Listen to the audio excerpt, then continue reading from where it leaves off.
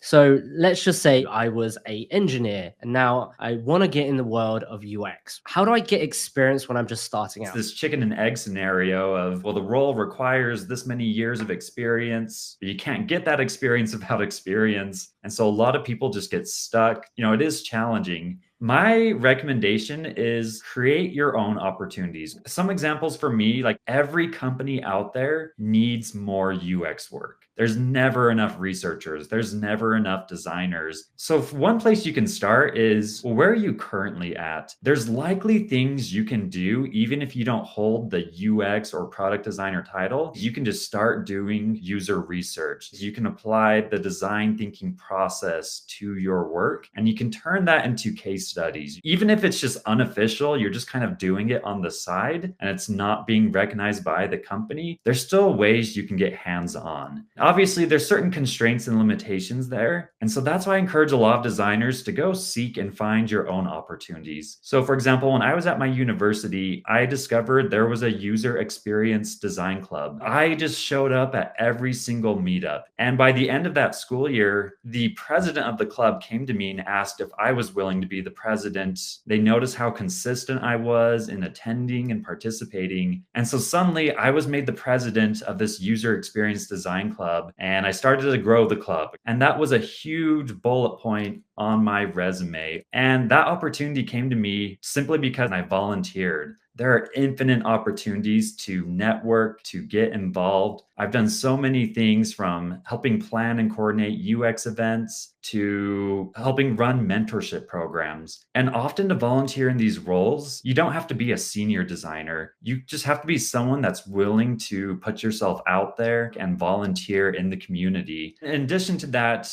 you can always create your own projects. For example, I identified a problem in my local community. I did my own user research with friends, neighbors, families, got a lot of referrals, talked to people who had a specific pain point in my community. And then I went and designed and coded a mobile app that solved that problem. Or maybe if that doesn't interest you, you could pair up with a friend or colleague who knows how to code, go and build a solution that solves a pain point for people I didn't just make up a problem. I identified a real world project or problem, applied the skills that I was learning, and then built a solution. And that was some of the strongest bullet points on my resume, whether it's volunteering or creating your own projects or helping with UX wherever you're at. It's going to take some creativity. It's going to take some hard work, but there are infinite ways you can get experience when you don't have experience. What stood out was you had a sense of urgency and agency. You're like, I'm interested in this, and I'm actually going to figure out ways that I can actually do this and also add value to either the local community or the student association. And it's really like being proactive and getting it, not waiting for someone to be like, oh, you want to be a UX designer? Here's a great paid opportunity. I don't think that works, right?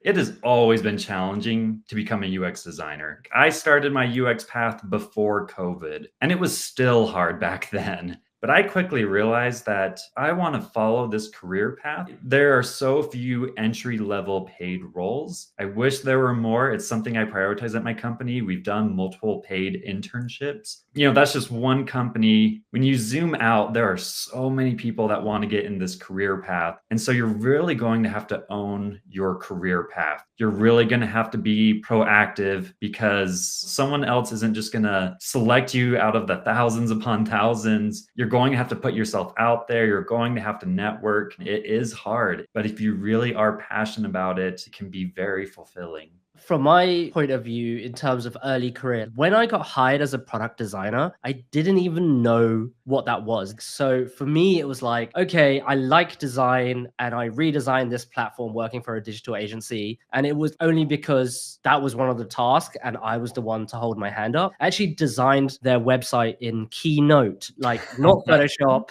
because I hated, right? Nice. Never heard of Sketch before. And I was like, that was the medium that I used. It's usually just a mental block versus like they don't know what to do. There's so many things they could do. It's just they're like, no, but what if? So you mentioned a couple of interesting points. So you've had some experience now. Do I fixate on my portfolio, or do I just go to these in-person events and then just pitch myself and my experience and my skills? The biggest takeaway I could tell people is you're going to have to do both. I would first get kind of a foundation or a base with your resume, with your experience. Have something there that you're proud of, and then go really hard with the networking. And there's infinite ways to network. I remember starting my career, I thought networking was like going to conferences and just randomly walking up to people, giving the 30-second elevator pitch, shaking their hand, dropping a business card. I've literally never done that. Like, I've never had a business card in my career, even as a manager.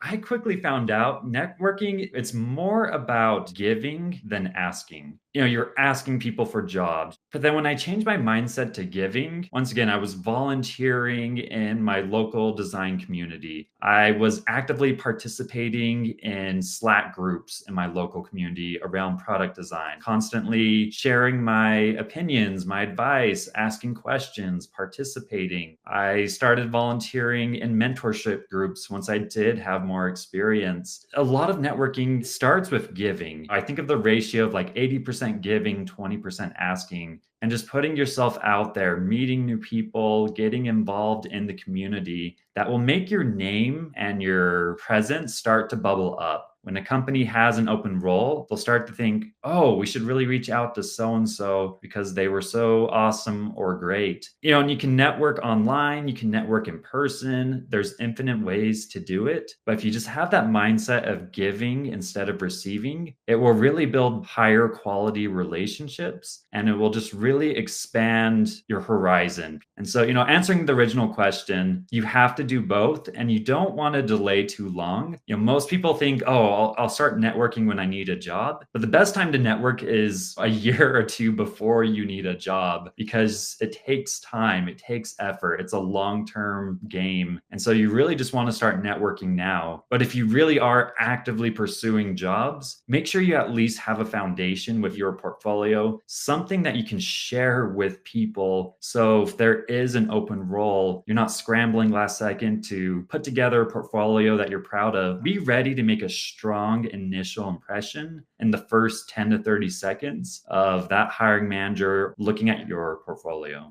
So double clicking on resume, this is a question that I think everyone asks, is in a sea of resumes looking the same, how the hell do I stand out? That's a great question. One of the best things you can do to stand out, and so few designers do this, is...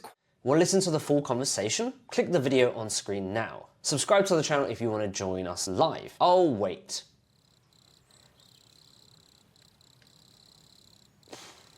Okay, fine, you don't have to join us for the live stream, but if you like stuff like this, then click that subscribe button. I'll see you on the inside. Bye!